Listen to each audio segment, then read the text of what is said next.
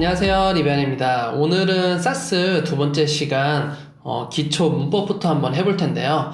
저도 계속 공부하는 중이라서 좀 약간 부족할 수도 있으니까 좀 참고해 주시길 바랍니다. 우선은 처음 우리가 할 거는 우선 주석 처리에 대한 얘기예요. 주석 처리는 총 스크립트랑 상당히 비슷한 부분이 많은데 사스는 총 두 가지의 주석 처리가 있는데 첫 번째로 한 줄 주석이 있습니다. 한 줄 주석이 있고 그리고 두 줄짜리 주석이 있어요. 두 줄 이상. 그래서 여러 줄 주석이 있습니다. 두 가지 차이점이 뭐느냐, 한 줄 주석과 여러 줄 주석의 차이점이 있는 것뿐만 아니라 또 다른 게 있는데요. 한 줄 주석 같은 경우에는 사스에서만 적용이 되고요. CSS로 넘어갈 때는 이 주석이 사라지게 됩니다. 그리고 여러 줄 주석 같은 경우에는 사스에도 있고 CSS에도 있어요. 그러면 정리를 하면 한 줄 주석 같은 경우에는 사스를 위한 주석 처리를 쓰시면 되고요. 여러 줄 주석 같은 경우에는 CSS에서도 보여져야만 하는 주석을 쓰시면 됩니다. 그래서 그거 두 개를 잘 비교를 하셔서 사용하시면 될 것 같아요. 그리고 오늘은 이제 변수에 대해서 한번 해볼 텐데요. 스크립트가 약간 부족하신 분들을 위해서 변수를 살짝 좀 설명을 드리면, 우리가 어떠한 곳에 저장을 좀 시켜둔다고 보시면 돼요. 이 저장이라는 개념이 되게 모호할 수가 있는데, 사스를 기준으로 변수를 좀 설명을 드리면, 우리가 버튼을 하나 만든다고 생각을 해보죠. 우선 외곽선이 회색이에요. 그리고 글씨도 회색입니다. 그리고 배경색은 흰색이에요. 그런 다음에 마우스로 올리면 배경색은 회색이 되고요. 글씨는 흰색이 됩니다. 자, 그러면 우리가 여기서 색이 총 두 가지 색이 나옵니다. 그레이와 화이트 두 가지만 나오죠. 회색선 배경에다가 회색선을 가지고 있고 배경은 흰색이고 글씨는 회색. 근데 마우스를 올리면 흰색 배경에 회색 배경에 흰색 글씨가 나오는 거죠. 그래서 이런 흰색 그리고 회색이라는 코드를 계속 반복적으로 써주게 돼요. 보통 5번, 6번 쓰게 되거든요. 이 버튼 하나를 만들기 위해서. 근데 그 반복되는 코드를 변수라는 곳에 한 곳에 저장을 시켜서 계속 호출을 하는 겁니다. 내가 선을 줄 때는 A라는 변수를 가져올 거야. 그렇게 되면 계속 그레이만 들어가게 되는 것이고, B라는 변수를 만들게 되면 계속 화이트만 가져오게 되는 것이죠. 이렇게 반복되는 코드들을 일관성 있게 뭔가 저장시켜주는 역할을 바로 변수라고 합니다. 물론 변수에도 종류가 많아요. 우선 사스를 기준으로 설명을 드리면, 변수가 전역 변수도 있고 그리고 지역 변수도 있고 그리고 매개 변수도 있어요. 그래서 그런 변수에 대해서 나중에 한번 알아보도록 하고, 오늘은 그냥 단순 변수에 대해서만 한번 알아보도록 하겠습니다. 우선 변수를 주는 방법부터 알아야겠죠. 변수를 주는 방법은 달러로 시작합니다. 달러 특수키를 넣으면 되고요. 그리고 나서 원하는 이름, 영문 또는 영문 특수문자, 영문 또는 영문 숫자 형태로 주시면 됩니다.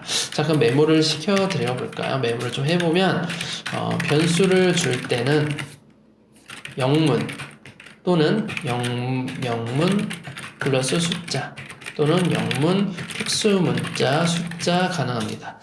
그래서 또는 대소문자도 가능하고 비교도 됩니다. 그래서 특수문자라는 것은 중간에 특수기항을 넣은 게 아니라 마이너스 또는 언더바 넣으시면 될 것 같아요. 그러니까 우리가 생각하고 있는 어떠한 CSS 선택자의 기준, 클래스명, 아이디명, 기준 같은 거라고 보시면 될 것 같아요. 한글 안 됩니다. 무조건 영문으로 하셔야 돼요.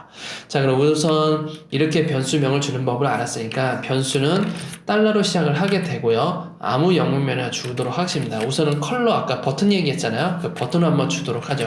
그레이라는 변수명을 줄게요. 그리고 변수와 값 사이에는 쌍따옴표를 넣어줍니다. 쌍따옴표가 아니라 콜론이죠. 콜론을 넣어줍니다. 그래서 특정한 색상을 하나 넣어줄게요. 자, 어디에서 많이 본 듯한 문법이죠. 우리가 CSS 때 많이 썼던 거예요. 다만 달러 표시가 들어갔다는 거. 그리고 앞에 있는 게 속성이 아니라 그냥 변수명. 그리고 변수명과 어떤 그 값 사이에는 이 콜론이 들어가고 세미콜론으로 CS처럼 마무리를 해주게 됩니다. 자, 다음에 나왔던 게 흰색이었죠. 그러면 달러 표시 변수명 설정하고요. 화이트라고 할게요. 화이트는 흰색으로 표현을 하죠. 그러면 우리가 앞으로 CSS 코드를 사용했을 때 이 회색과 이 흰색을 계속해서 갖다 쓸 수가 있어요. 어떤 걸로 갖다 쓰느냐, 이 변수명으로 가져다 쓰는 겁니다. 그냥 $화이트 누르게 되면 바로 흰색이 들어가게 되는 것이죠. 자, 그러면 버튼을 한번 만들어 보도록 할까요? 자, HTML에서 A 요소로 버튼 하나 만들어 보도록 하겠습니다. 그래서 버튼이라고 넣게 되고요. 클래스 하나 줄게요. 예, 클래스는 btn1이라고 주도록 하겠습니다. 위아래로 분할을 시켜서 좀 보기 좋게 할게요. 버튼 1 해주고 버튼 2번도 한번 만들어 볼까요? 버튼 2 해서 두 가지의 버튼 한번 만들어 보도록 할게요. 버튼 1번, 2번 해서 한번 제작하도록 하겠습니다. 자, 사스로 들어와서 사스 하실 때 밑에다가 코드를 넣는데 이때 코드 넣는 방법은 CSS와 유사해요. 자, A 요소인데 클래스 btn 1번을 했을 때 우리가 디스플레이 우선 블럭을 넣어야겠죠. 그리고 가로 사이즈 임의로 넣겠습니다. 그냥 필요 없을 때도 있지만 저는 임의로 넣을게요. 줄간격 50%까지 넣었어요. 이런 식으로 큰 버튼을 하나 만들어주고 그 다음에 우리가 폰트 사이즈 들어가겠죠. 폰트 사이즈 20픽셀 넣어주고 그 다음에 컬러가 들어갈까요? 컬러가 회색이라고 했어요. 이때 그냥 우리가 아까 썼던 333 쓰는 것이 아니라 바로 $그레이라고 쓰면 됩니다. 이 $그레이는 이 변수명을 얘기하는 거예요. 그래서 이 변수명을 그대로 써주면 우리가 CSS로 한번 보게 되면 이렇게 333으로 들어가게 되는 거죠. 위에 있는 게 CSS입니다. 지금 자동 컴파일 되어 있기 때문에 위에 아까도 말씀드렸지만 이렇게 다중 주석 처리는 그대로 넘어간다고 했었죠. 그리고 쭉 쓰다가 변수 우리가 그레이라고 설정한 것은 333이 바로 들어가게 되는 거예요. 자, 그럼 다시 와서 배경색도 들어간다고 했어요. 배경색이 흰색이라고 했죠. 흰색 우리가 변수명으로 화이트라고 했어요. 이렇게 주면 되는 거고, 자, 외곽선 아까 얘기했었죠. 외곽선을 그레이라고 넣어주면 되죠. 그러면 앞으로 우리가 컴파일 된 CSS에서는 이 한 줄이 색상이 각각 삽입이 됩니다. 한번 브라우저로 볼까요? 자, 이런 식으로 회색이 들어갔는데 회색이 좀 너무 진하죠? 자, 약간 옅은 회색으로 좀 바꿔보도록 하겠습니다. 변수명 안에서 바꿔주면 돼요. 여기에서 우리가 시구식으로 해볼까요?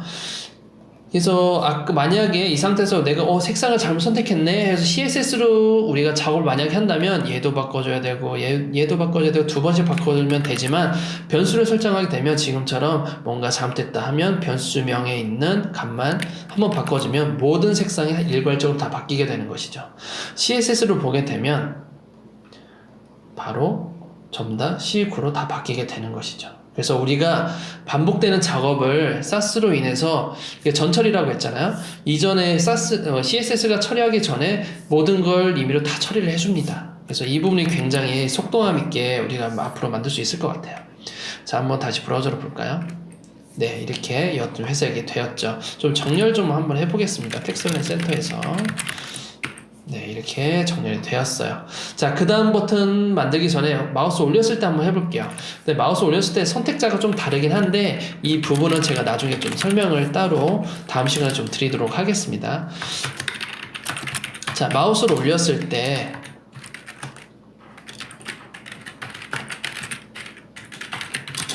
어떻게 된다고 했죠? 배경색이 바뀐다고 했어요. 백그라운드 그레이라고 바뀝니다. 그리고 텍스트 컬러는 화이트로 바뀐다고 했죠. 여기서 화이트로 바뀌게 됩니다. 자, 이걸 바꿔놨어요. 이거는 가상 선택자에 대한 위치를 얘기하는 거고요. 이건 호버입니다. 마우스 올렸을 때 이 안쪽에 써줘요. 보통 이런 문법 없었잖아요. 그래서 자식 간의 선택이라고 보시면 됩니다. 직접 바로 붙어서 작업을 해주는 거죠. 이거는 자식 개념이 아니라. 그래서 이 부분은 우선은 호버는 이렇게 표현을 하는구나 라고 알아두시면 될 것 같고요.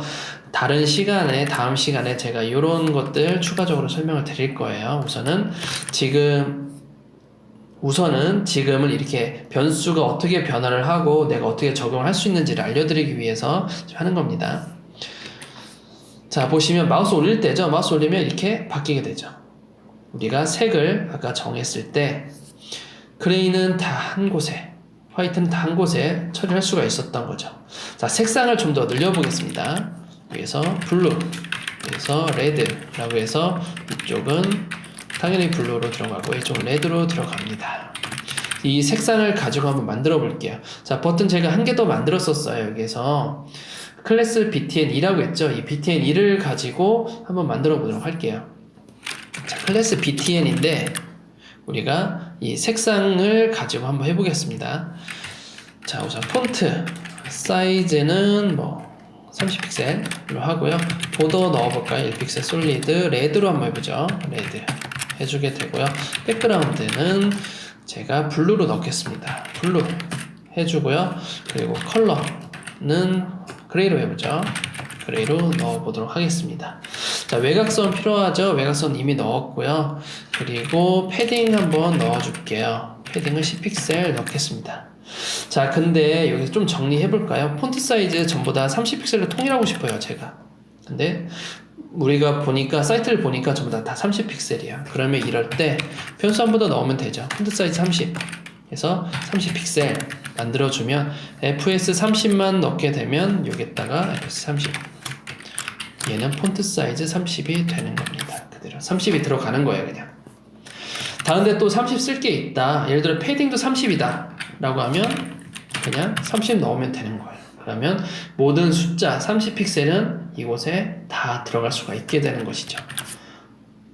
자, 여백은 약간 위험해요. 이때는 사실. 왜냐면 우리가 나중에 사이트를 만들다 보면 아시겠지만 버튼의 폰트 사이즈가 일괄적으로 다 수정되는 경우는 있어도 여백까지 같이 건드린 경우는 없거든요. 이럴 경우에 조금 위험하니까 다른 곳으로 좀 설정해 주는 게 좋을 것 같아요. 그래서 이거는 예외 사항으로 하겠습니다. 자, 폰트 사이즈 일괄적으로 다 수정되고 했었죠. 패딩은 상하 안 들어가기 때문에 디스플레이 블럭 넣어줘야겠죠. 자, 브라우저를 한번 볼까요? 자, 이렇게 되는 것이죠. 디스플레이 블럭 했기 때문에 가로 사이즈 100%라서 위에 꽉 찬 형태가 나오는 거고요. 이런 식으로 회색 버튼, 빨간색, 파란색 일괄적으로 다 수정이 되었습니다. 자, 이런 식으로 우리가 변수를 활용할 수가 있어요. 이게 단순 일반적인 변수고요. 다음 시간에는 변수의 종류 한번 알아보고 그리고 그런 걸 통해서 어떻게 활용할 수 있는지를 한번 해보도록 하겠습니다. 자, 그럼 오늘은 여기까지 할게요. 감사합니다.